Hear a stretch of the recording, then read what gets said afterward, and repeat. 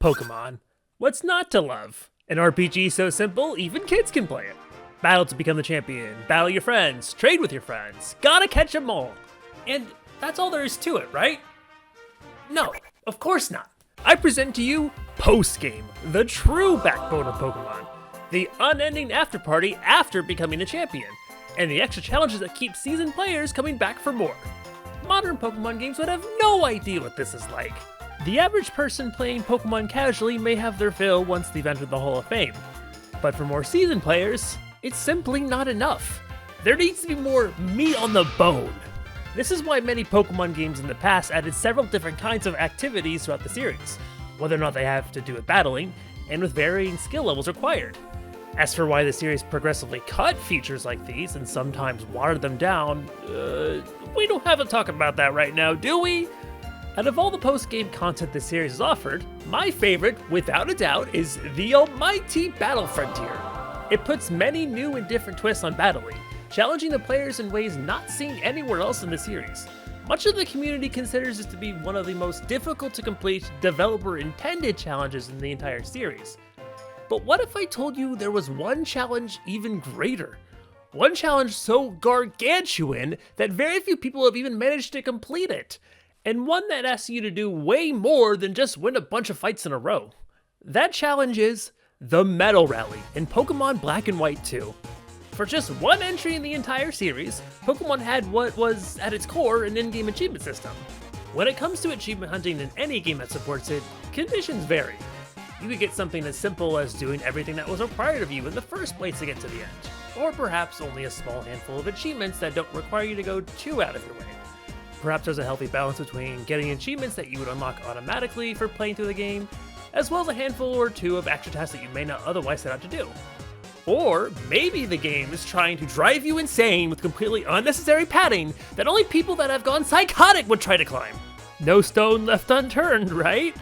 So, which of these routes did Game Freak take? Well, I've come to the conclusion that in the year 2012, they were run by psychopaths. To start off easy, there are several medals that would be practically impossible to miss. Take a certain amount of steps, use an ineffective move, use super effective moves a certain amount of times, you get the idea. You also have medals that are just harder versions of already existing medals, which makes several medals feel more like progress reports than actual achievements. As you can also imagine, there are medals asking you to do things you would never even think about. Win a tournament in the Pokemon World Tournament with a monotype team. In every type! Look, I love battling and all, and that's why I praise the Battle Frontier, but don't you think this kind of thing is just a little excessive? Wait, I have to do this for the Elite Four too? Pokemon Black and White 2 is known for having the largest amount of different things, activities, whatever you want to call them, in the entire series. This might sound like a good thing, and for the most part it is, but it comes with a great cost. That's right, even more medals! Now you'll really have to participate in over 100 musicals! No, this is not an exaggeration. In this sense, the difficulty of obtaining medals is hard to gauge. The Pokemon World Tournament medals ask you to battle and team build well enough. The Elite Four medals ask the same, but give slight leeway if you're willing to grind several more levels. The PokeStar Studio medals ask you to figure out what the game and NPCs want from you, and how to cause certain battle scenarios. Many of the medals are totally mindless grinding until you can check off a box. But there's one feature in the game that, despite its humble and generous nature, expands this into something so ludicrous that very few people would even believe completing it would be possible. The Funfest missions. Or rather, a few specific medals that come from these missions. In the Funfest missions, you start a mission and have 5 minutes to complete a certain task as many times as possible. These missions, in general, spawn things or people in the overworld that normally aren't there, and your goal is to interact with these changes as much as possible in the allotted time. In addition, your friends can join in on these missions too. Each person's game spawns the same patterns during the same mission, so you can work together to find the same items or elements in the same places to try and rack up as high of a score as you can. Higher scores can potentially pay out a higher end reward, and yeah, I think you know where this is going. Many Funfest medals follow the same tropes I've mentioned before. Play every mission, play missions with other people 10 times, play missions 50 times. So ranging anywhere from try everything to mindlessly grind other things. But among all of these are two very infamous medals.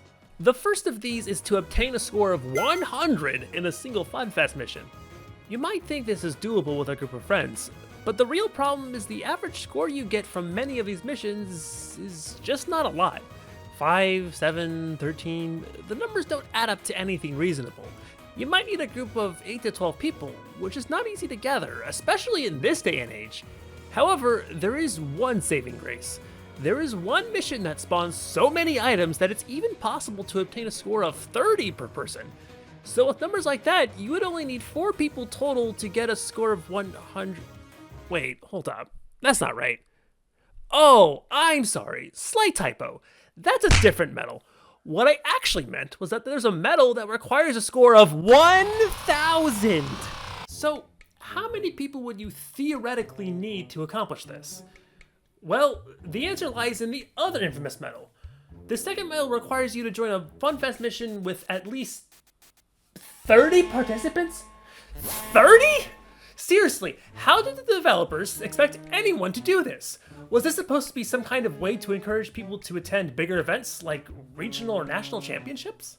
But it gets slightly worse. If you do the math and multiply the 30 participants with the highest score I gave you earlier, you'll notice this doesn't quite equal 1,000. So, in other words, the 30 participant medal, despite looking like one of the most impossible medals in the game, which it is, just ends up being one of the several medals you get as a byproduct for going for something even more difficult. But I think you get the idea by now. These are ridiculous expectations. And you need to obtain all of the medals in the game for a trainer card upgrade in the original Japanese version of the game. Let that sink in. Despite all of this, there have actually been some attempts in recent years to gather enough people at some conventions to obtain these 2 extremely rare medals. Some of you have probably watched Johnstone's complete medal rally video where he managed to get a group of around 50 people to obtain a score of nearly 1,100 in a single attempt. But there have been some other attempts in recent years. Some successful, some not. And, well, here's where our story really begins.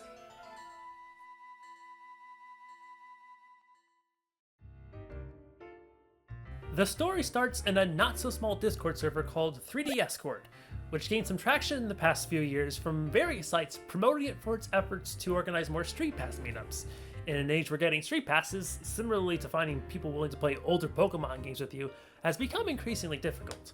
One of the server's mods, Ricky, attempted to organize several meetups with an additional twist of playing certain Pokémon games and taking advantage of features that couldn't be done online, with some games freshly losing their online service. Among all these potential locations was LIRetro Expo in, well, Long Island. Ricky proposed that we have a meetup with a twist, use nearly all of Pokémon Platinum's wireless features. He went on to paint a bunch of states in the area, and in the process, reached out to me to see if I was interested. I wanted to, but there was one issue. Long Island was an 11-hour drive from me, without traffic, and so I had to politely decline. However, weeks later, a few changes occurred. Despite the distance, I was still really tempted to go anyways, after thinking about it for a few weeks. It was a rare opportunity to play one of my favorite games ever in a room full of people as enthusiastic as myself.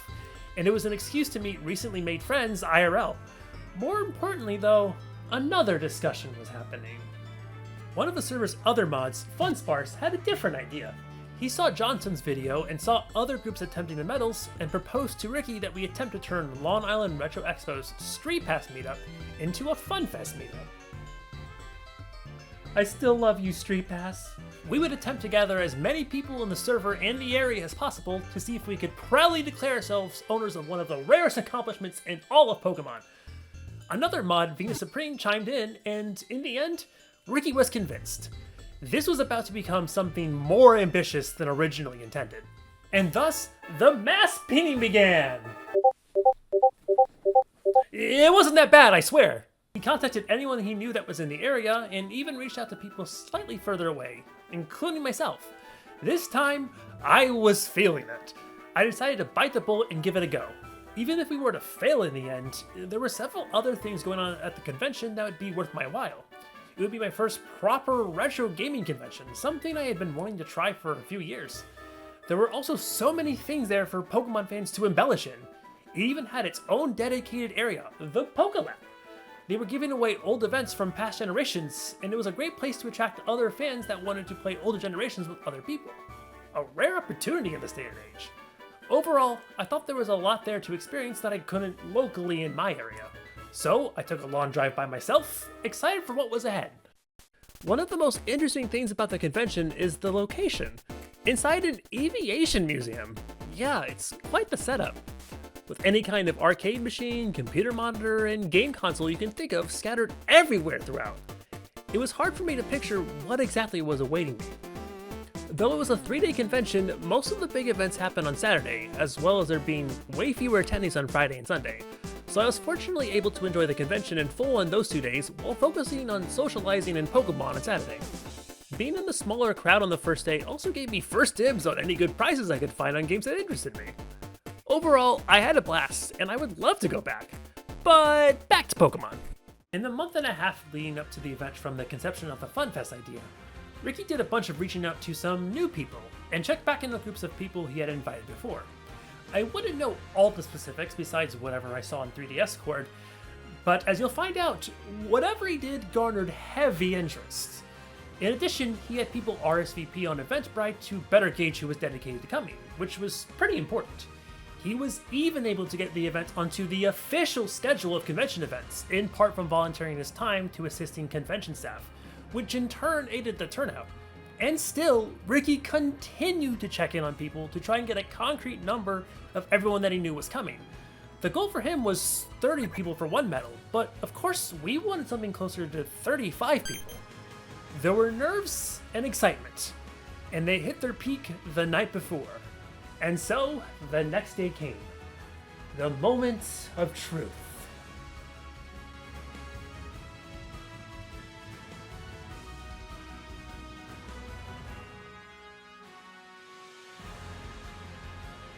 The Funfest gathering was supposed to start at noon, but I arrived early to help Ricky with whatever he needed, as well as set up my own recording setup. Yeah, I wasn't going to turn down an opportunity to record something that there probably wasn't the best footage of online. That's kind of been my niche in the past year. I also want to bring up that my Capture 3DS was under repairs for a loose capture port, and it almost didn't make it back home in time. It arrived the day before I left for New York. Oof, talk about a close call. The Pokelab I mentioned before is where this was supposed to take place, and though my footage doesn't show the entire room, believe me when I say I knew this was not going to fit everyone. Or at least it wouldn't if we were to get the number of people that we needed. As we slowly started to gather, it was becoming clear that we would have to move out. So we started out by the entrance to the Pokelab, more or less cluttering around some other attractions and being in people's way. But this was kind of our only option at this point. The light chaos of all this led to me becoming very overwhelmed and lost about what was going on, meaning I left behind my recording setup in the Pokelab. However, I didn't think we would get it on our first attempt anyway, since we were still warming up and gathering a few extra hands. So I thought I would figure it out after the first attempt. Regardless, the energy was high, and we were ready to go. Let's go over the plan. The mission in question is Find Lost Items. To recap, this scatters several more items than other similar missions, and there is, to our knowledge, no other mission where you can score points this quickly. In 5 minutes, we need to collect as many of these sparkly items as possible. Everyone joins one person hosting the mission wirelessly, and everyone is given the same seed, which means everyone's lost items will be in the same locations. Normally, in other missions, you can use this to communicate to other players where points are to work together for a higher score. Here though, it's not as relevant. Or is it? We'll come back to that later. Though I don't know the origins of it, an efficient route that cuts down on obstacles and finds more open space was mapped, drawn out, and later shared with Johnstone's community before they attempted their successful run. And that path was later recorded by a prominent contributor to several Pokemon servers, Nick Play Easy. Shoutouts to Nick, because sharing this video around was key in making sure most people were prepared ahead of time so we didn't have to waste too much time teaching everyone the route. Even so, it's not too difficult. Whatever save file you're using only needs to have access to Driftfield City. You'll also need Fly, which you get right before Driftfield anyways. The route starts at the entrance to the Passerby Analytics HQ at the southwest side of Castelia City. You first bike east, collecting anything you see, go up the eastern street towards the fountain, then fly to Nimbasa City. You bike towards the Ferris wheel area, then back to Nimbasa. After checking every corner in Nimbasa, go to Route 5, then continue towards Driftfield Drawbridge. Once you're in Driftville City, if time hasn't run out yet, you continue down towards the Pokemon World Tournament. If your run is good, time should run out around here. Our first attempt began, and for the first minute, things were looking pretty good. However, midway through, the person in charge of the Pokelab told us that we had to gather back into the Pokelab. Mid-mission, we can't pause. So that was dead on arrival. It was practically impossible to focus on our games while trying to walk to another room attempting to not trip over 30 other people. Our score only ended up in the 500s, but fortunately this was not an accurate forecast of what was to come. Surely our next attempt would be better. The good news is that during that scuffle, we did indeed hit 30 participants, giving us the coveted 30-person Funfest Medal. However, as mentioned before, this is not the true goal. Still, if all else fails, this medal is still absolutely a bragging right for everyone involved. I can't imagine more than, 7,000 people ever obtained this medal, and I think that's being generous. And it was probably mostly at big Pokemon events too, but there isn't much documentation from back then, so it's hard to say. I imagine Japanese players had more success though.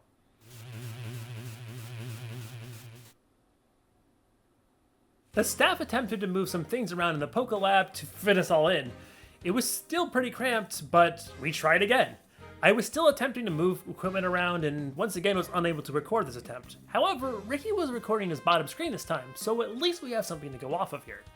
For whatever reason, we had gained a few more participants the second time than the first, which is probably a combination of people dropping or not joining before due to the moving around we had to do, as well as a few random passerbys joining us on the spot. Anyways, attempt number 2 started off without a hitch this time. Looking at the score climb up in real time and matching it up with the time left, it looked like it would be close. A few people started calling out what the score was mid-mission, and quickly, I started to notice something was off. And when the 5 minutes were up, my fears were confirmed. This picture here is of my 2 systems at the results screen at the end of the mission. Yes, I was playing 2 games at once because we needed all the help we could get. Controlling 2 bikes at once was not as hard as I thought. My white 2 version shows a score of 940, but my black 2 version on my capture system shows a score of 964? What exactly is going on here? Looking at other people's systems, no scores seemed to match.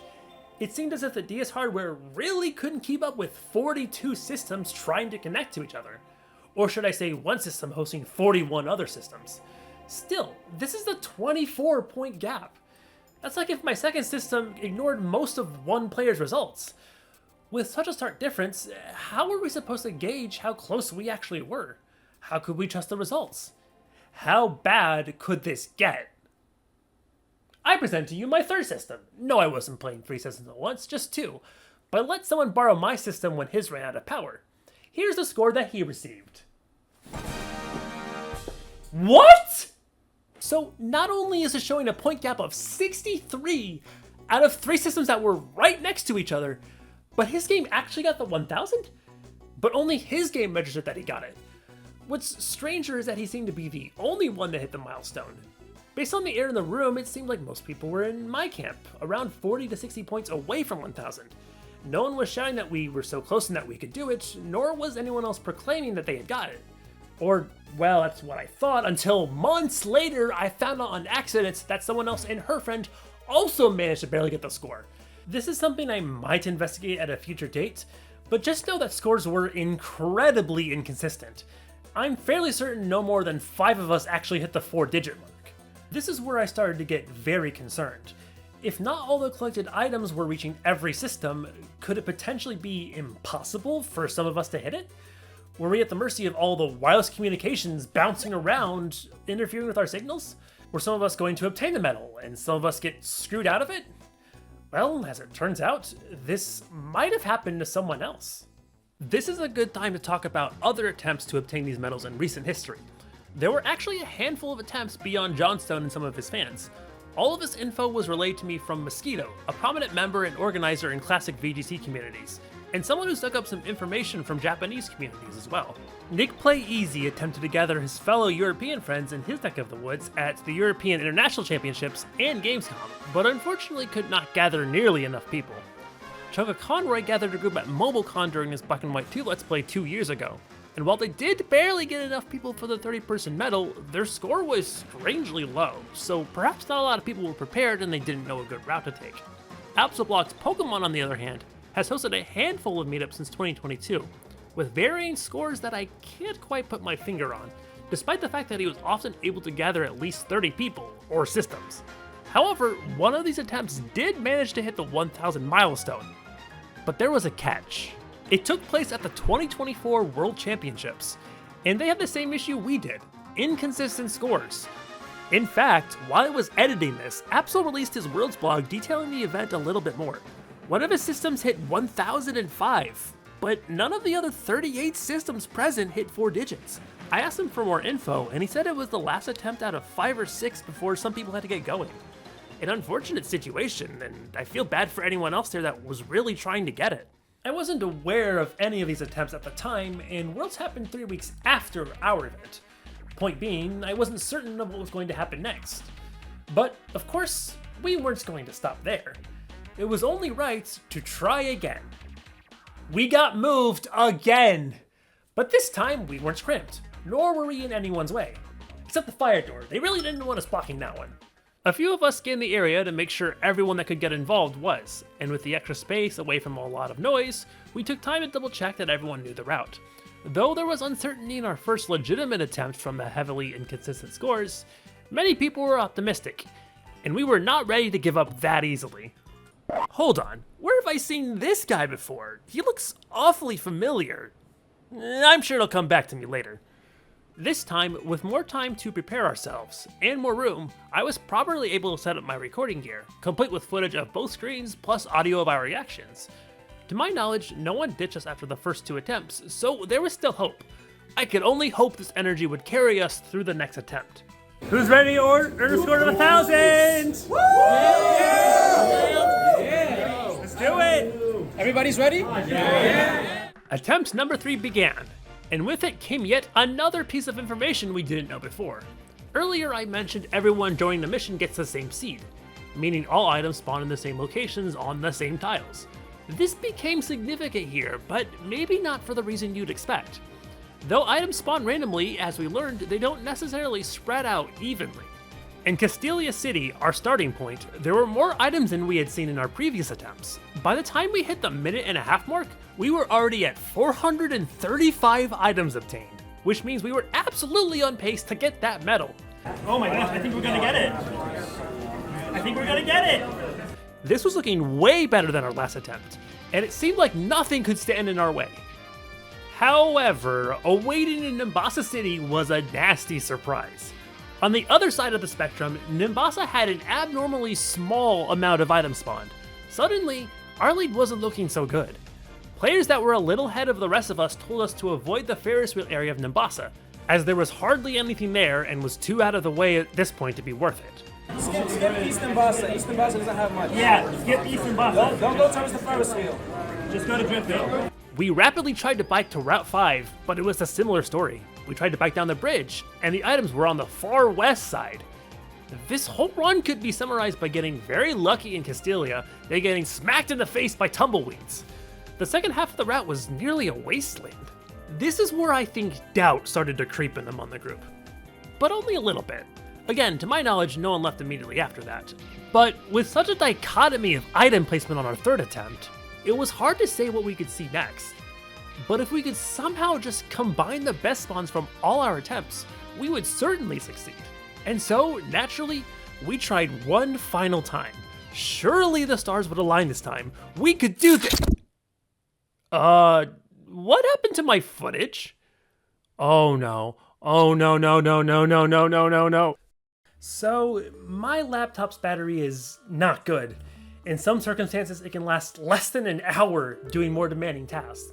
I knew this going into the event, and made sure to bring my charger. However, there wasn't actually a place I could plug it in without getting in trouble.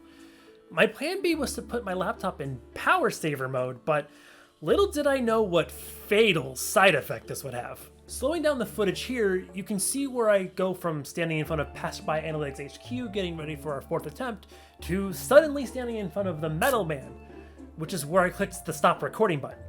My footage just skips a bunch of stuff. From what I can gather online, it seemed like I faced an encoding issue with my software due to the amount of resources I wasn't allowed to use while both being in power saving mode and having less than a quarter of my battery left. Yeah, big mistake. In other words, all the footage I recorded of our final attempt is gone forever. I discovered this later that night, and as you can imagine, I was devastated. I thought I had incredibly important footage and audio. I was so excited to make a video like this, and I blew it. However, not all is lost. Ricky was still able to record this final attempt, and though he didn't have the audio of our reactions, someone else helped him with footage of the last part of our 4th attempt. There is still hope to catch our live reactions when we reach that coveted rarest medal, if we get it. But perhaps you know the answer by now. So here it is, our 4th and final attempt. It started out extremely similar to the attempt before, with a larger amount of items seen in Castelia City than in the first 2 attempts, but our score was looking even slightly better this time. Our progress was once again on pace to be ahead of our goal, but we needed Nimbasa to cooperate this time. We flew to Nimbasa City, and it was not a wasteland this time. This was it. This was the best combination of items we had seen so far. In fact, it seemed like a very lucky spawn of items. We knew victory was in sight. The point gaps between players were still there, of course, so Funsparse and I called out for people to keep going no matter what. We needed to crush this goal so much that even the worst connections would still get the 1000. A few people started cheering early, but we continued to push everyone to focus and keep going. And, well, here's the moment live. Don't get it yet. Go guys, go get coffee. Oh my god, I can't resist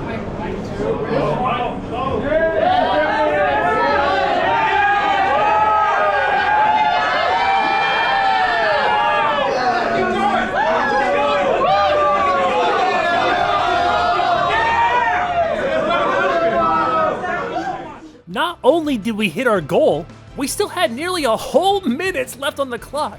We went from falling just a bit short more than once to suddenly flying past what we wanted.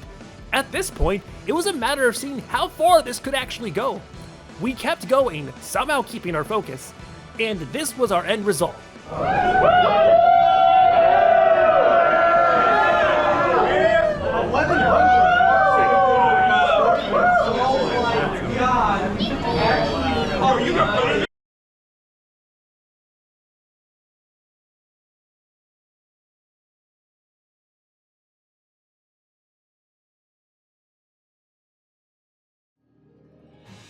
So to compare my previous picks of my systems to now, this was now over a 200 point difference from before. Sure, we had a few extra people and we were better situated with the route, but that alone wouldn't make up 200 points. We had quite the pattern to shoot us up to such a high score. It was an exhilarating feeling unlike anything I had felt in a long time. And it was about to get even better. When I talked earlier about other groups of people attempting in the past year or two, there was one meetup I conveniently left out, the Kanto Black-White Offline. This was an event in Kanto, Japan, the real-life Kanto, not the Pokémon region, which took place only 2 months before our event, which aimed to bring a bunch of people together for pretty much the same reason as us. This is the one attempt in recent years that was able to successfully collect the 1000 score medal for everyone, without the discrepancy that Absol's group at 2024 Worlds had. But this is Japan we're talking about. Surely they would be able to gather more people than us and score much higher, right? Wait, seriously? Did we actually beat them? While we were trying to get a group picture, Mosquito broke the news to us.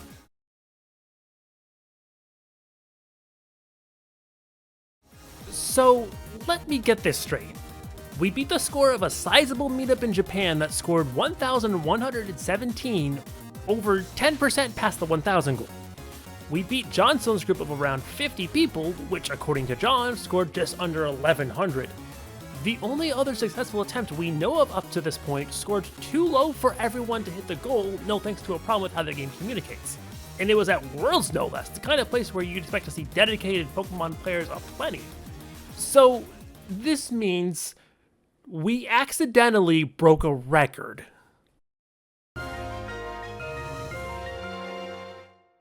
Word spread quickly. We went from being unsure if this could even be successful to suddenly making history. All of a sudden, it was all anyone could think about. A world record. This was completely unthinkable up to this point. All we wanted was to get 2 medals, but now it felt like the sky was the limit. This alone made my trip worth it, even if I was still able to play older gems with other people like I originally wanted to. I wanted to start making a video about the whole experience right away. I had so much to work with, which unfortunately was hindered by my lost footage, but there was still enough to make something work. I still had a day and a half left to enjoy the convention, but I was eager to get home soon and get to work.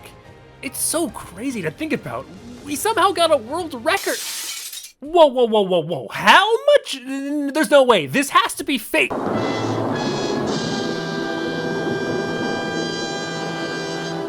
Excuse me? How is this even possible? How wasn't this widely known? So, as it turns out, there's a limit to how many people can join a Funfest mission. 100. That might seem impractical, but within the first few months of Black and White 2's release in Japan, before it was released to the rest of the world, a group of people in Japan planned a meetup where they ended up getting more than 100 people to show up.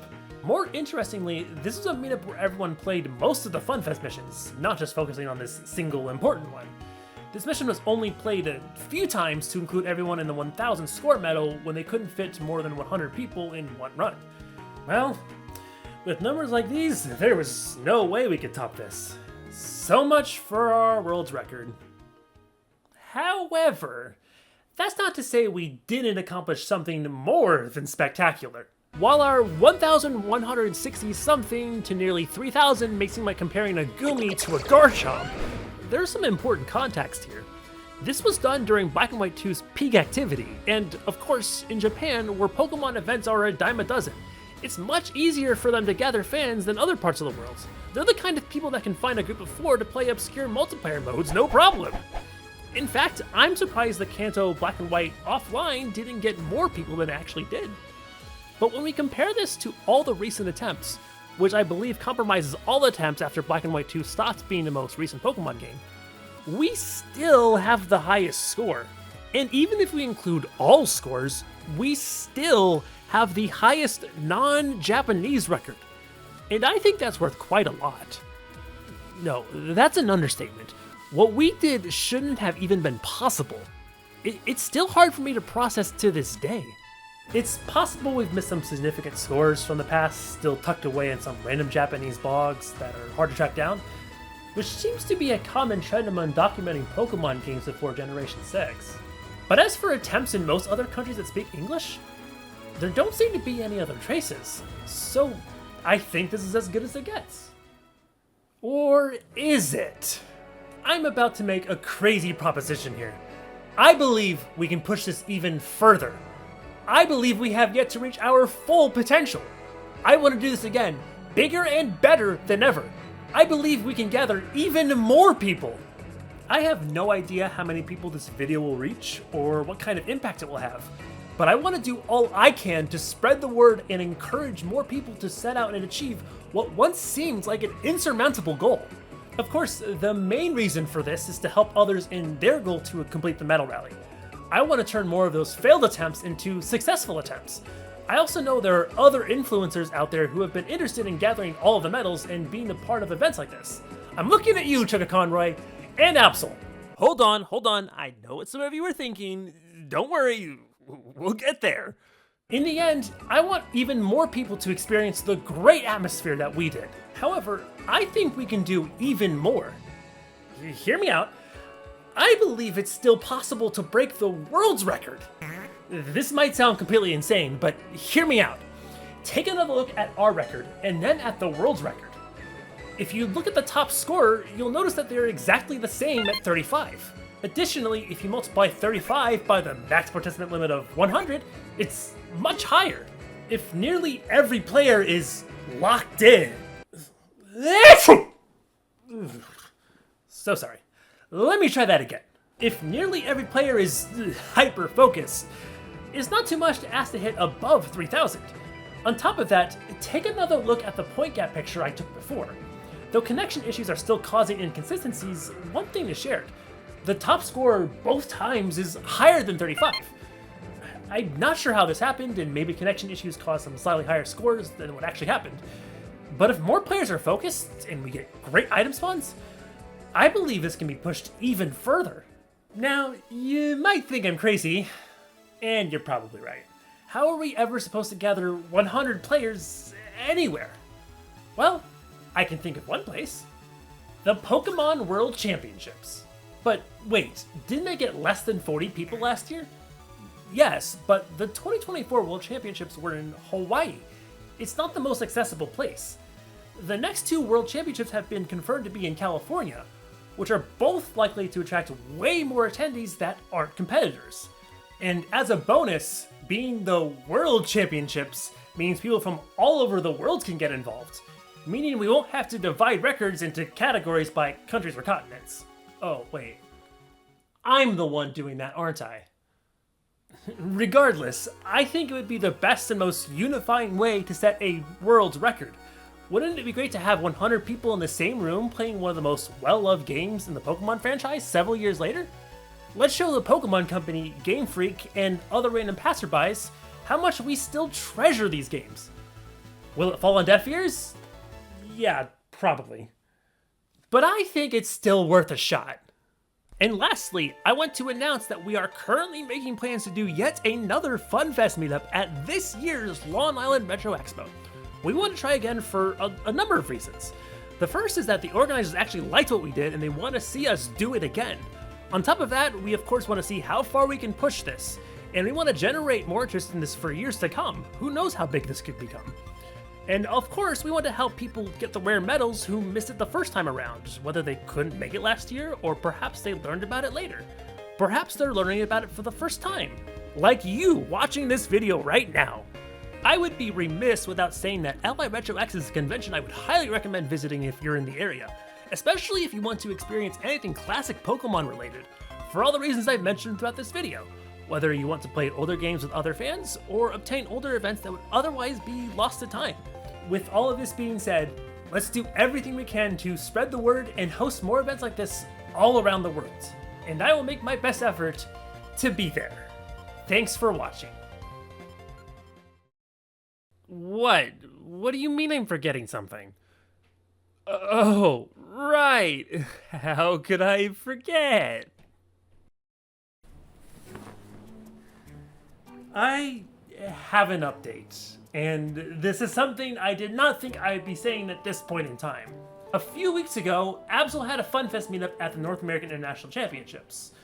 I had a part in the video where I mentioned it, but I dropped the ball and didn't get this video out in time. Sorry. Except they probably didn't need my help, because what followed was something I was not remotely expecting. Absol had consistently hit around 40 or less players or systems for all of his meetups up to this point, so I figured it would be a similar story here. I was wrong. They hit 71 players! I'm just as shocked as you are. When I envisioned spreading the word, I figured a number like this would naturally happen over time with enough participation and word of mouth. I didn't think it would happen this quickly. On one hand, I'm glad there is more enthusiasm for this than I thought, and I'm happy more people obtain these elusive medals. On the other hand...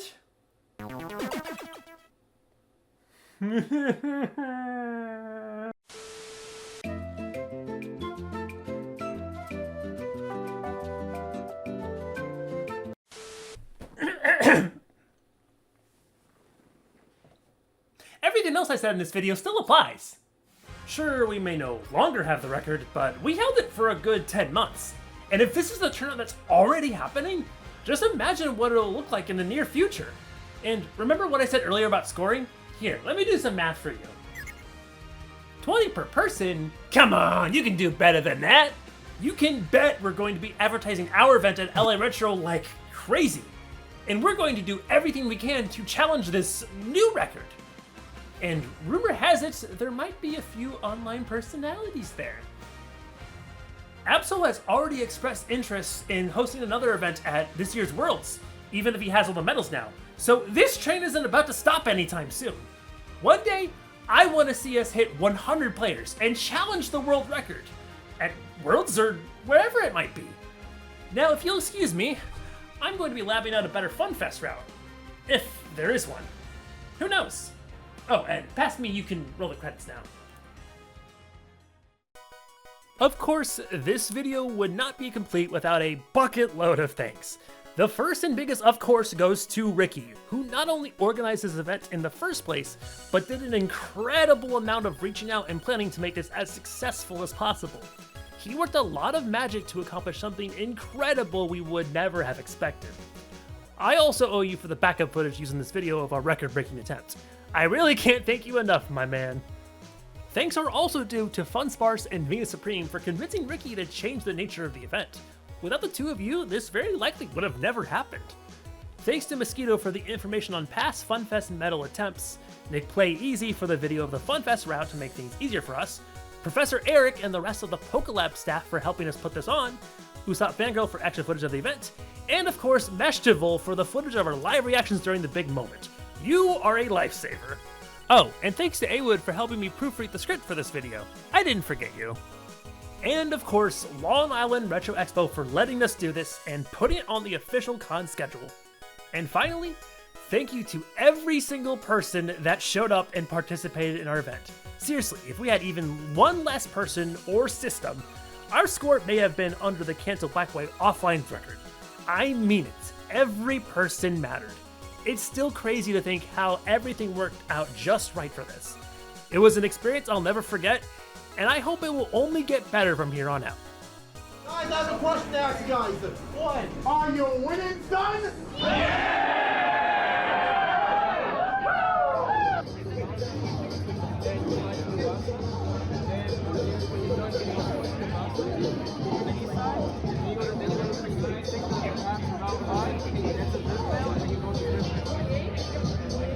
I see 28. We're almost there.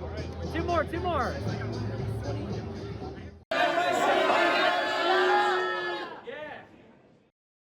Oh, wait, I almost forgot. If you need more incentive to come to LIRetro X, Papa C is currently trying to host a shiny hunting event there, and... Wait, Papa C? Oh, that was Papa C!